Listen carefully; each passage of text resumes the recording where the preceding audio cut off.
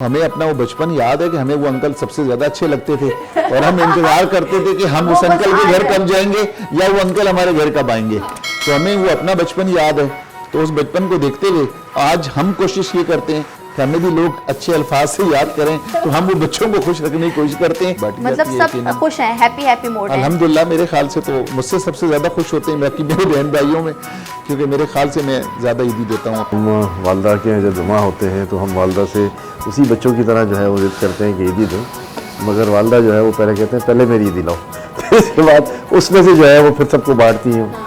तो ये एक बड़ा खुशी का लम्हा होता है कि उनको जो भी पैसे मिलते हैं सारे भाई मिलके देते हैं, वो सब बांट देती हैं बच्चों में, हमें भी बांट देती हैं। तुझको कसम है मेरी ना हाथ खाली, आंखों में बसने वाले मेरे चमन के माली। अस्सलाम वालेकुम, तमाम अहले इस्लाम को ईद मुबारक। उम्मीद करती हूँ कि आपकी ईद और ईद का जो पहला दिन है वो अच्छे से गुजरा होगा। और आज ईद का सेकंड डे है और गुज़िश्ता रोज़ हमने सारिम बंडी ट्रस्ट में ईद मनाई, वहाँ के लोगों के साथ ईद मनाई। और आज मैं मौजूद हूँ कराची, बल्कि पूरे पाकिस्तान के मारूफ बिल्डर हैं, बिजनेसमैन हैं, उनके घर मौजूद हूँ। अभी मैं आपको बताती हूँ कि वो कौन है, मगर एक साथ ही साथ हम ये भी बता दें कि उनके साथ एक और हमारे साथ मारूफ शख्सियत हैं जो कि ईद का सेकंड डे हमारे साथ सेलिब्रेट करेंगे। तो मैं बात कर रही हूँ मारूफ बिजनेसमैन बिल्डर हैं हनीफ गौहर साहब और अहमद चुनाय साहब। उनका भी काफ़ी नाम है और उन्होंने CPLC में अपनी कारकर्दगी जो है वो दिखाई और आवाम का साथ दिया। तो बात करते हैं कि उनकी ईद कैसी गुजर रही है।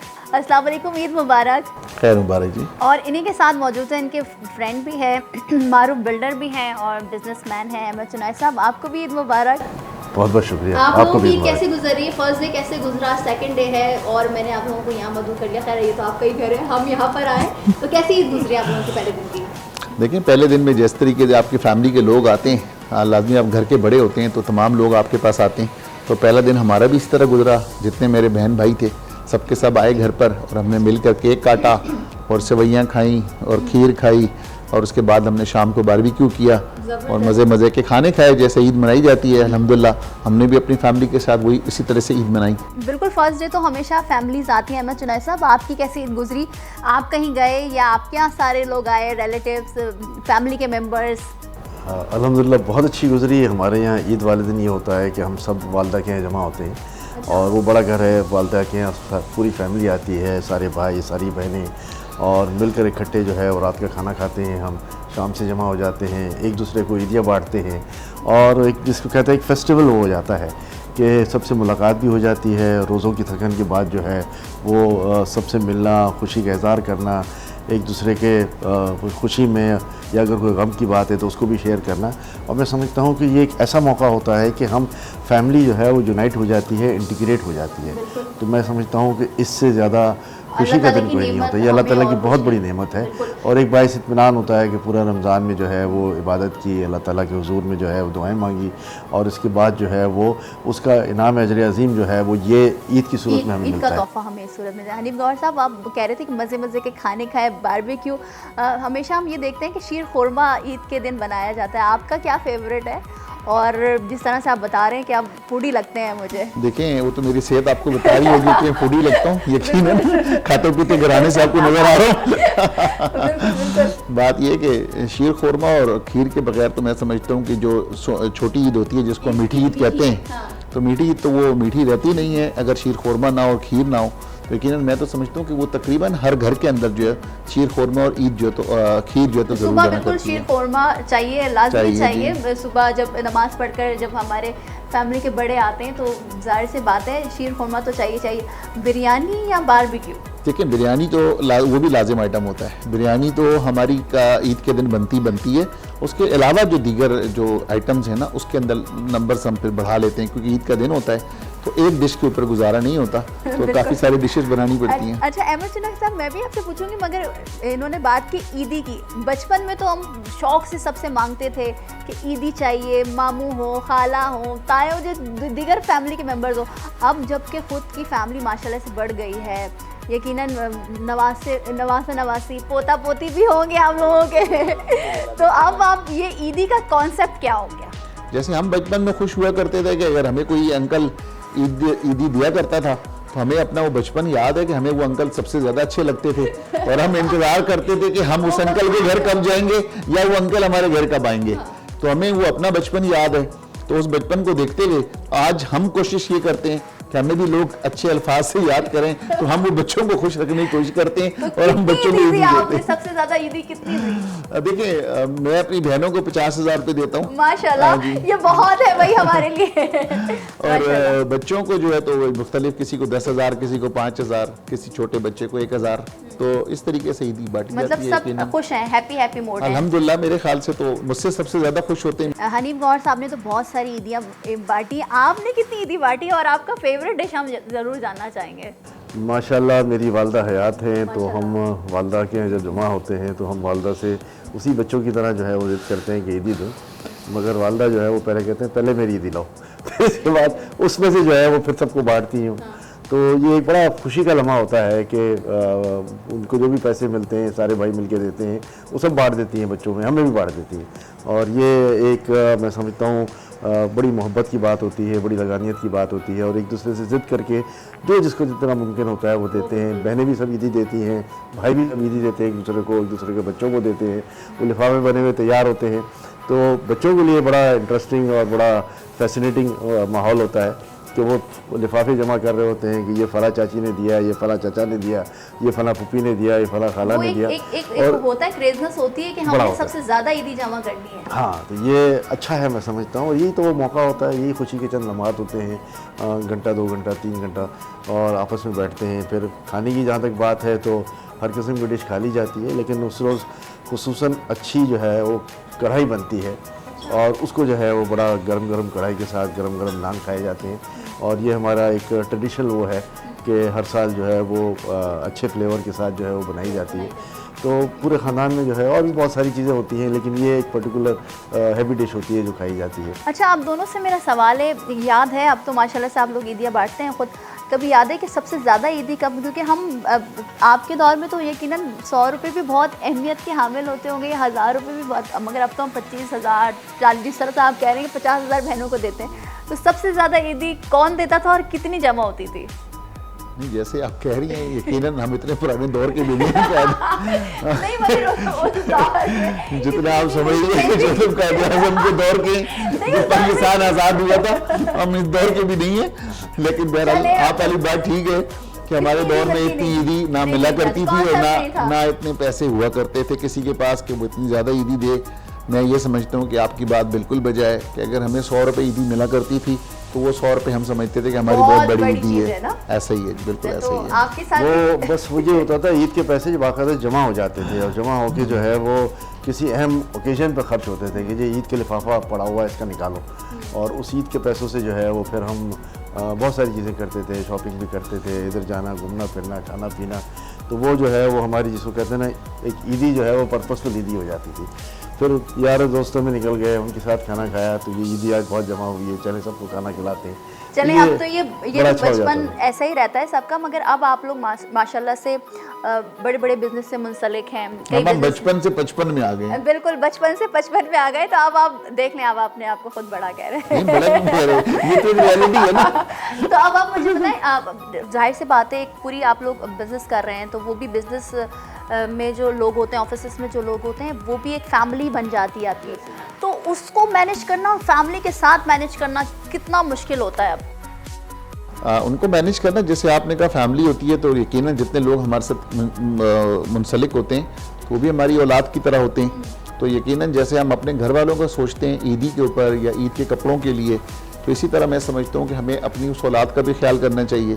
तो हम हमेशा जो, तो अल्लाह का शुक्र है कि जितने लोग हमसे मुंसलिक हैं हमारे ऑफिस में, हमारी साइट पे, हम पूरे के तमाम स्टाफ को जो है ईद का पूरा बोनस देते हैं। हम उन्हें पूरा बोनस देते हैं ताकि वो अपनी जाकर ईद की तैयारी, क्योंकि हर इंसान के जी बिल्कुल जी, सबसे मिलना जुलना होता है। तमाम लोग आते हैं हमसे मिलने के लिए, ईद पे मिलने के लिए घर पर आते हैं, जो हमारे HODs होते हैं। मुश्किल से मेरे का ईद का ओकेजन होता है, मैनेज करना तो आजकल यकीनन सबकी मसरूफियात अपनी अपनी जगह है, लेकिन आजकल का दौर ऐसा ही है कि हर बंदा फ़ोन करके आता है और टाइम लेकर आता है। तो जब टाइम लेता है तो उस टाइम पर मेरे ख्याल से अवेलेबल रहना चाहिए इंसान को, और हम लोग भी रहते हैं। और फिर हमने कब्रिस्तान, क्योंकि जाहिर सी बात है वालिदैन है वहाँ पर आपके और दीगर भी जो अजीज़ होते हैं वो होते हैं, उधर भी सलाम करना ईद के दिन सबसे लाजमी पहले है। नमाज पढ़ते हैं, Exactly, नमाज के बाद हाँ। हम पहला सबसे काम ये करते हैं, करते हैं। कब्रिस्तान जाते हैं जी। सबसे पहला काम ईद की नमाज पढ़ते ही सीधा कब्रिस्तान जाते हैं, अपने बुजुर्गों की कब्रों पर दुआ करते हैं और हाज़िरी देते हैं, और उसके बाद फिर कब्रिस्तान से आने के बाद फिर अपने ईद के दिन फिर ईद के क्या, कराची की ईद तो ये है कि फिर मेरे ख्याल से हम तो आके सो जाते हैं क्योंकि पूरी रात के जागे ही होते हैं, चांद रात मनाई भी होती है, तो तो हिम्मत ही नहीं होती है कि दोबारा जागा जाए, तो हम तो दोबारा सो जाते हैं और फिर दोबारा जोर के शाम में उठने के बाद फिर समझे हमारी ईद स्टार्ट होती है जी। अहमद जुनैद साहब, आप भी ये करते हैं ईद की नमाज के बाद घर में शीर खुरमा खाने के बाद सो जाते हैं? मेरा ख्याल है तकरीबन सभी लोगों की इस तरह होती है, फ़ौरन तो नहीं सो जाते, वो घंटा 2 घंटा लोगों से मिलना, वो कब्रिस्तान का भी चक्कर लग जाता है, और जो ज़रूरी लोगों से मिलना होता है उनसे मुलाकात हो जाती है। मुलाकात करने के बाद जो है मेरा ख्याल है दोपहर के बाद जो है वो तकरीबन सोया जाता है, ताकि शाम तक फिर आराम से रेस्ट हो जाए और फिर नई एनर्जी के साथ लोगों से मिलना जुलना, अम्मी के यहाँ जाना, खाना पीना, तो ये सारी चीज़ें जो हैं वो एक रूटीन के तहत जो है वो चलती रहती हैं और बड़ा जिसको कहते हैं ना बिज़ी गुजरता है। ईद वाले दिन पता ही नहीं, होश ही नहीं होता कि भाई क्या हुआ।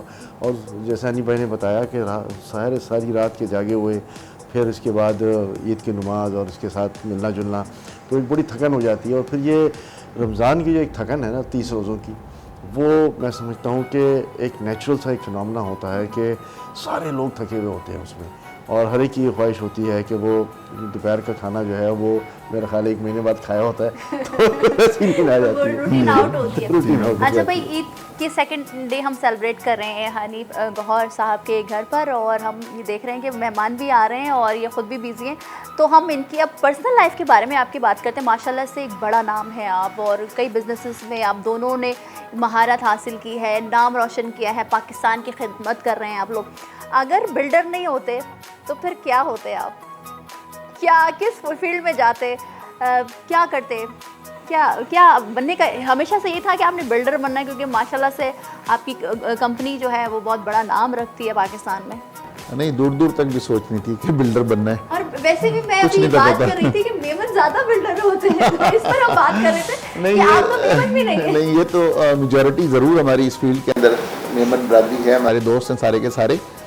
ये नंबर्स हैं कराची में, क्योंकि कम्युनिटी मेमन ज़्यादा हैं और बिजनेसमैन भी ज़्यादा हैं। मेमन सारी बिजनेस होती कम्युनिटी बिजनेसमैन की है, इस वजह से इत्तेफाक से इस प्रोफेशन के अंदर नंबर्स जो हैं तो मेमन्स के ज़्यादा हैं।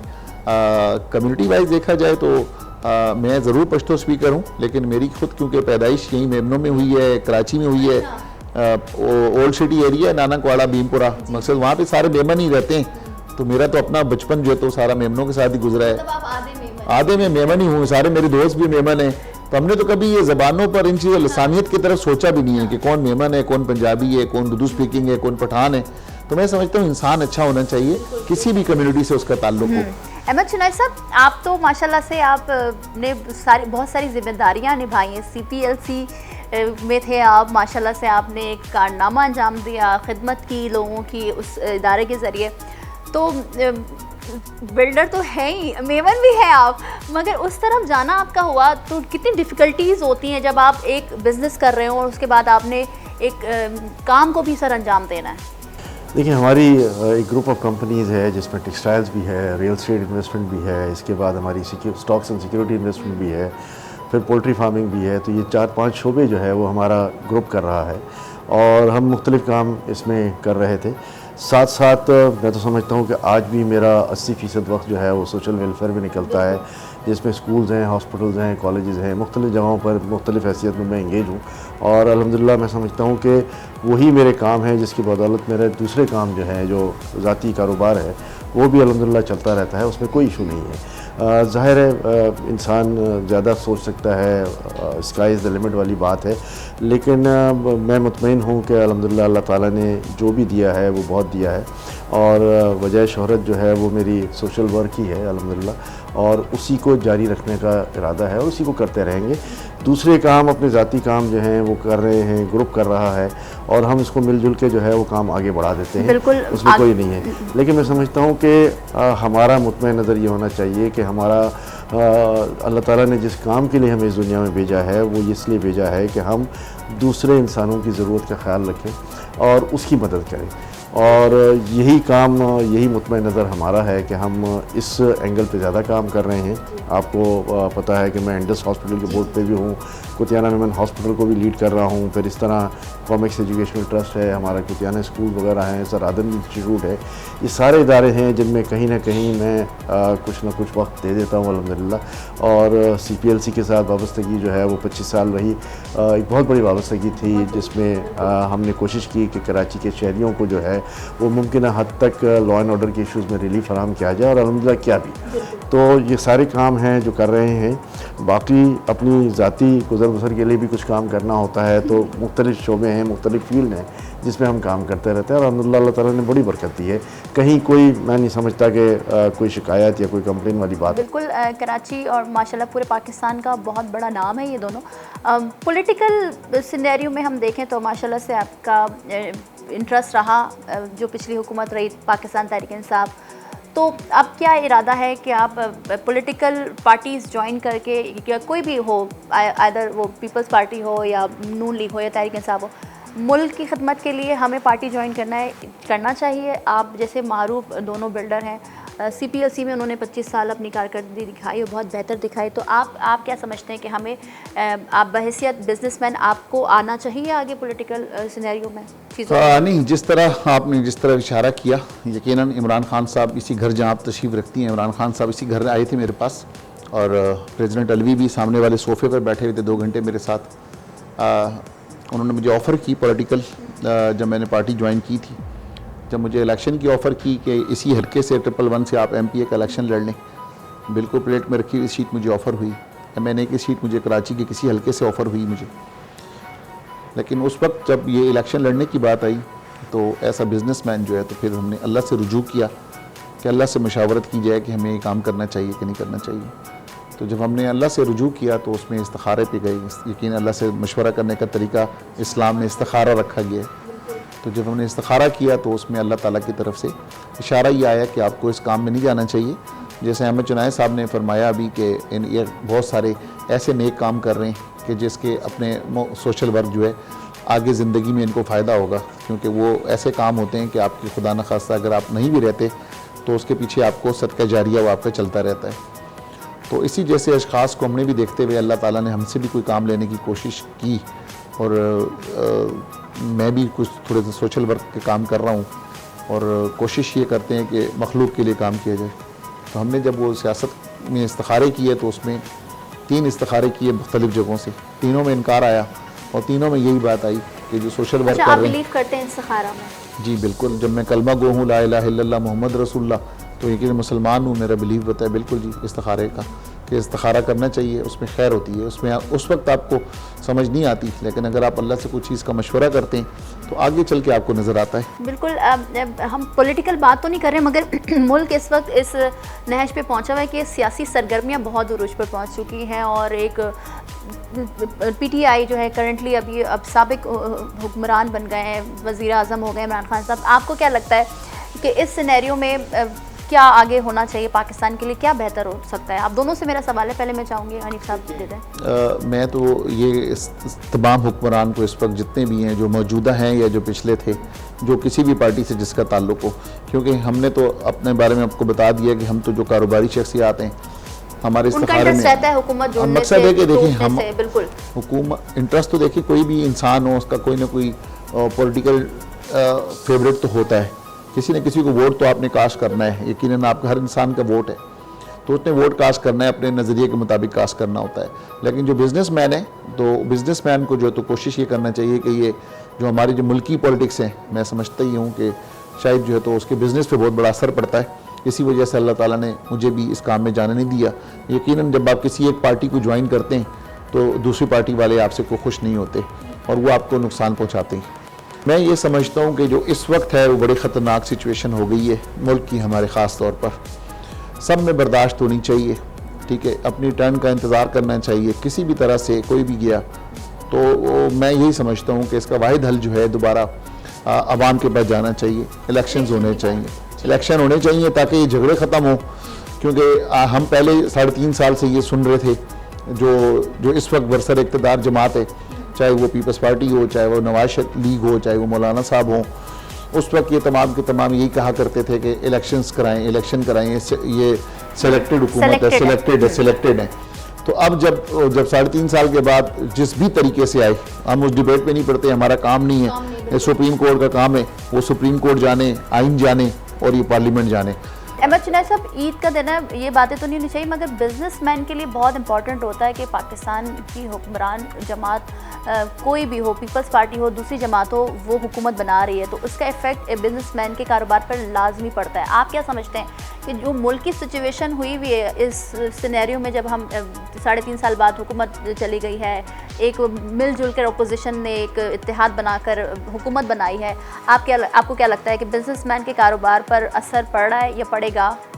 देखिए, सबसे पहले तो मैं समझता हूँ कि सियासत को भी एक खिदमत और इबादत समझ के जो है वो करनी चाहिए, और ये बात तमाम सियासतदानों को जो है वो न सिर्फ बावर करानी चाहिए बल्कि उनके मुतमईन नज़र में ये बात होनी चाहिए। और जिसने भी ये काम किया है, मैं समझता हूँ उसने हमेशा कामयाबी हासिल की है, उसने तारीख़ में अपने आप को अच्छा लिखवाया है।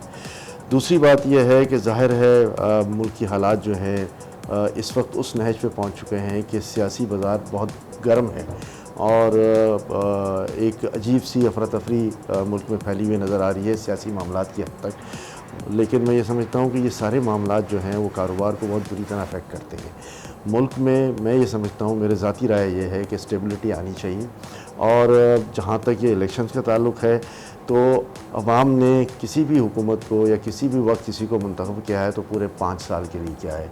अब इस 5 साल में चाहे PTI हुकूमत करे, चाहे पीपल्स पार्टी करे, चाहे PMLN करे, चाहे इत्तेहाद बनकर करे, लेकिन इनका हमारा एज अ कारोबारी पर्सनल ये काम होना चाहिए कि हम जो भी हुकूमत आए उसको मुकम्मल सपोर्ट इस सेंस में करें कि वो न सिर्फ फैसिलिटेट हो बल्कि कारोबारी जो ज़वाबित हैं उनको बेहतर तरीके से वो परफॉर्म कर पाएँ।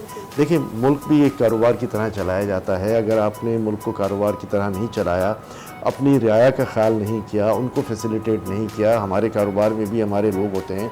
हनी भाई के पास अगर 5-7 हज़ार आदमी काम कर रहे हैं तो उन्होंने भी कहा कि हम 5-7 हज़ार आदमी का ख्याल करते हैं, सबके साथ मुलाकात करते हैं, सबको फैसिलिटेट करते हैं।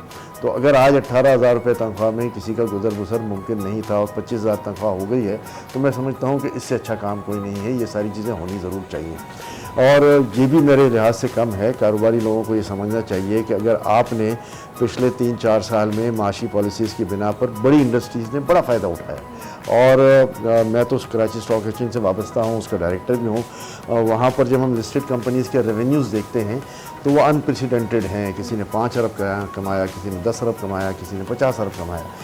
तो इन हालात को देखते हुए फिर इन लोगों का फ़र्ज़ बनता था कि हुकूमत का साथ देते, चाहे वो PTI की हुकूमत थी, चाहे अब मुत्तहिदा अपोजिशन जो रूल कर रही है वो है, और अपने से नीचे लोगों को जो है वो फैसिलिटेट करते, वहाँ पे पॉवर्टी एलिवेशन की बात करते, जो मैं समझता हूँ कि बड़ी ज़्यादती की बात है कि वो हुई नहीं। और शायद एक वजह पिछली गवर्नमेंट की डाउनफॉल की ये भी है कि ज़ाहिर आवाम परेशान थी, जो आम आदमी था वो महंगाई की वजह से बड़ा परेशान था और उसकी पॉवर्टी एलिवेशन नहीं हो रही थी।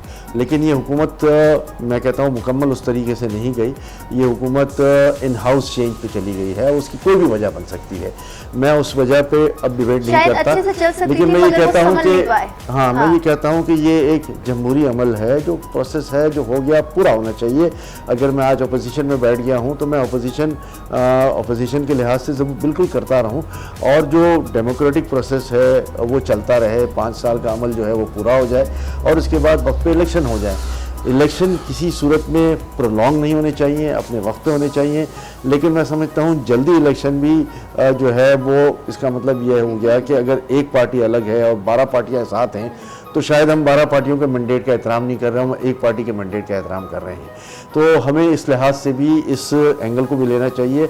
और फिर दूसरा ये कि हम एक गरीब मुल्क हैं, 5 साल में हम 2 दफ़ा इलेक्शन में मुतहम्मिल नहीं हो सकते। इलेक्शन एक बहुत बड़ा प्रोसेस है, बिल्कुल। बहुत बड़ा खर्च है उसके ऊपर, तो ये अमल जारी रहे। शायद इलेक्शन कमीशन भी रेडी नहीं है और वो अपनी जगह पर है। हाँ। एहतसाब का जो अमल है वो भी जारी रहे, वो भी जारी है। अकाउंटेबिलिटी ज़रूर होनी चाहिए। मगर ये ना हो पाकिस्तान की कि मैशत मेरी को भी मजबूत होना चाहिए और उसको बिल्कुल एक मुस्तहकम तरीके से आगे चलना चाहिए, और पाकिस्तान में जो जितने भी गरीब हैं या मुतवस्सित तबका है उनका भी ख्याल रखना चाहिए। बहुत सीरियस बात हो रही है, हम बस अपने प्रोग्राम की एंडिंग की तरफ जा रहे हैं, थोड़ा सा आप इसको नॉर्मल उसमें ले आते हैं, ईद के शो में ले आते आपने हैं। ईद शो को तो बिल्कुल ही आपने सियासी शो बना नहीं दिया। तो हम आप लोगों का टाइम नहीं मिल पा रहा होता ना, हमें बड़े मुश्किल से आप लोगों ने अपना टाइम दिया। तो मुझे बताएं बचपन की कोई ऐसी स्टोरी जो याद हो, और एंटरटेनमेंट में लाइक क्या ड्रामा पसंद करते हैं, फिल्में पसंद करते हैं, या गाना पसंद है, शेर व शायरी में किस तरह से अपने आप को एंटरटेन करते हैं नॉर्मल डेज में? देखिए मैं फिल्में देखने का शौकीन हूँ, मैं अरे वाह, ड्रामा, हम जबरदस्त। टीवी के ड्रामे में सारे देखता हूँ तकरीबन, और वैसे हर किस्म की जितने आपने नाम लिए हैं सब सेम शौक़ रखते हैं अल्हम्दुलिल्लाह, इस सारे के सबके शौक़ हैं। बचपन का वाक़या अगर आपको मैं सुनाऊँ तो बचपन में क्योंकि ईद का शो है तो ईद के हवाले से ही जैसे अभी आपने थोड़ी देर पहले कहा कि बचपन में जो है तो ईद पर तो चलें पैसे मिला करते थे 100 रुपये, तो हम समझते थे कि बड़ा छक्का लग गया। लेकिन ईद के अलावा भी अगर कभी कोई वैसे हमारे वक्त पे हमें 1 रुपया या 2 रुपये मिला करते थे उस वक्त, तो हमारे लिए 5 रुपये मिलना बहुत बड़ी अयाशी होती थी। अगर कोई मेहमान आके या कोई ताया या चाचा हमें कोई 5 रुपये देता था, मैं अपनी बात कर रहा हूँ, अहमद साहब को हो सकता है ज़्यादा मिलते हों, ठीक है, लेकिन मेरे एक ताया थे, अल्लाह उनकी मग़फ़िरत फरमाए, तो मैं हमेशा जब उनको सी ऑफ करने जाया करता था हम एक तो गेट पर, तो मैं इंतज़ार किया करता था वो अपनी वॉस्कट की जेब में कब हाथ डालेंगे। तो उसमें से कितने पैसे निकलते थे? तो वो 5 रुपए के नोट ओह, देते थे, जबरदस्त। वो 5 रुपए का नोट जब दिया करते थे तो वो हमारी अय्याशी होती थी, ईद हो जाती थी। हालांकि वो हर जुमेरात को, पहले जुम्मे की छुट्टी हुआ करती थी, तो वो थर्सडे को हमारे घर आया करते थे, तो रात हमारे घर गुजारते थे ताया। अगले दिन वापस जब वो सी ऑफ होके जा रहे होते थे तो मेरी ड्यूटी होती थी कि मैं उनको गेट तक सी ऑफ करने जाऊं। तो सी ऑफ करने का मकसद ही होता था ताकि कब वो उनकी जेब की तरफ कब हाथ जाएगा और 5 का नोट कब निकलेगा। आपके हाथ में आया है बच्चे ना, ऐसा 5 का नोट, अब तो वो 5 का नोट भी नहीं रहा। आप बताएं कि क्या किस तरह से एंटरटेन होते हैं, मूवीज़ देखते हैं इनकी तरह, हनीफ साहब की तरह, या गाने सुनते हैं, शेर व शायरी का शौक़ है? हमने तो कई बार आपको सुना भी है कि आप शेर व शायरी भी करते हैं। देखिए शौक़ तो अल्हम्दुलिल्लाह सारे अच्छे शौक़ हैं, और जो भी एक शेर तो बनता है ईद के मौके पर, एक तो शेर बनता है, जो भी एक एंटरप्राइजिंग यूथ का शौक़ हो सकता है वो हमें भी था और आज भी है अल्हम्दुलिल्लाह। तो इसमें ये कि ये सारे अपना शरारतें करना, एक दूसरे के साथ मजाक करना, और फिर फिल्में बचपन में याद है कि फिर ईद वाले दिन या एक आध दिन के बाद रात को जो है वो हम घर से बंक करके चले जाते थे, जब वालिदैन सो जाते थे तो दीवार फलांग के दोस्तों के साथ जो है वो फिल्म देख के आके फिर रात को आगे सो जाते थे। तो ये एंटरटेनमेंट थी हमारी कि बिल्कुल जाते थे। चलिए एक शेर तो सुना दें फिर इस मौके पर, अच्छा सा। हनीफ साहब आप सुना दें ना, आपको तो माशाल्लाह से आते हैं। नहीं शायर तो यही लग रही है, शक्ल से भी शायर लग रही है। चलिए अब आप देखिए आपके दोस्त ने भी इसको इस आपको तरह कर लेते हैं, मतलब ये कि जो कहते हैं ना कि जहाँ देखता हूँ जिधर देखता हूँ तुझी को है जाने जहाँ देखता हूँ। अरे वाह, जबरदस्त। अच्छा कैसे सुना रहे हैं आपको? चले ये आप कुछ गुनगुना ही दें, इतना शौक है, ड्रामे देखते हैं, गाने सुनते हैं, कुछ गुनगुना ही दें। गुनगुना दे क्या गुनगुनाएं आप बताएं, जो भी आप आप फरमाइश करें हम वो गुनगुना देते हैं। कोई सा सॉन्ग, किसी पाकिस्तानी फिल्म का सॉन्ग, किसी इंडियन फिल्म का सॉन्ग गुनगुना दें। हम पाकिस्तानी सुनाएंगे, जी, पाकिस्तान में सुनाएं, ईद मना रहे सुनाएं, जी बिल्कुल। तुझको कसम है मेरी ना हाथ खाली, आंखों में बसने वाले मेरे चमन के माली। तुझको कसम है मेरी ना हाथ खाली, आंखों में बसने वाले मेरे चमन के माली। अरे वाह, जबरदस्त, क्या आवाज़ है आपकी। अच्छा आखिर में क्या मैसेज देना चाहेंगे, क्योंकि हम रमज़ान में रोज़े रखते हैं, अल्लाह की बरकतें रहमतें समेटते हैं, पूरे रमज़ान इबादत करते हैं, नेकियां करते हैं, ज़कात देते हैं, तो ईद हमें अल्लाह ताला की जानिब से तोहफ़ा है। क्या मैसेज देना चाहेंगे लोगों को, और जो ईद एक हमें अल्लाह ताला की जानिब से दिया गया है उसका एक ख़ास मैसेज होता है कि सबको गैदर करके ईद मनाएं, खुशियाँ मनाएं, हम अपनों के साथ मनाएं, उन लोगों के साथ भी मनाएं जो ईद नहीं मना सकते, क्या मैसेज देंगे? देखिए, मेरा मैसेज पूरी कौम को यही होगा कि अपने आप से झूठ बोलने की आदत को दूर करें, सच बोलना सीखें। जब आप सच बोलेंगे तो आपकी मुआशरे में इज़्ज़त बढ़ेगी और आप मुनाफ़कत करना छोड़ें। हमारे मुआशरे के अंदर मुनाफ़कत बहुत बढ़ चुकी है कि लोग सामने कुछ और बात करते हैं, पीठ पीछे कोई और बात करते हैं।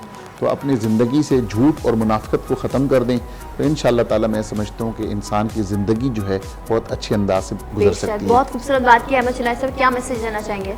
मेरा मैसेज कौम के लिए होगा कि कौम मुत्तहद हो जाए और मिलकर पाकिस्तान को बनाने की बात करें, ना कि पाकिस्तान को तोड़ने की बात करें। यही पैगाम है और यही आज की अहम और वक्त की ज़रूरत है। बिल्कुल, जिस तरह से आपने इन दोनों की गुफ्तगू और इनकी पर्सनल लाइफ के बारे में भी हमने ईद के सेकंड डे सेलिब्रेट किया हनीफ गौहर साहब के घर में। अहमद चुनाई साहब और हनीफ गौहर साहब, आपके वक्त का बहुत शुक्रिया। और मैं भी यही कहना चाहूँगी कि अभी पूरे मुल्क को, पूरे पाकिस्तानियों को मुत्तहिद होने की ज़रूरत है। और जिस तरह से हनीफ गौहर साहब ने कहा कि झूठ और मुनाफ़क़त से दूरी रखें, और अल्लाह ताला भी हमें यही कहता है कि हम मुसलमान बीइंग मुस्लिम हम इस चीज़ को अपना लें ताकि तरक्की की राह पर गामज़न हो और हमारी ज़िंदगी अच्छी गुजरे। आपकी भी यकीनन ईद अच्छी गुजर रही होगी। थर्ड डे ईद कल है और यकीनन आप लोगों ने बहुत सारी इंजॉयमेंट करनी होगी। मुझे इजाज़त दीजिए, अल्लाह हाफ़िज़।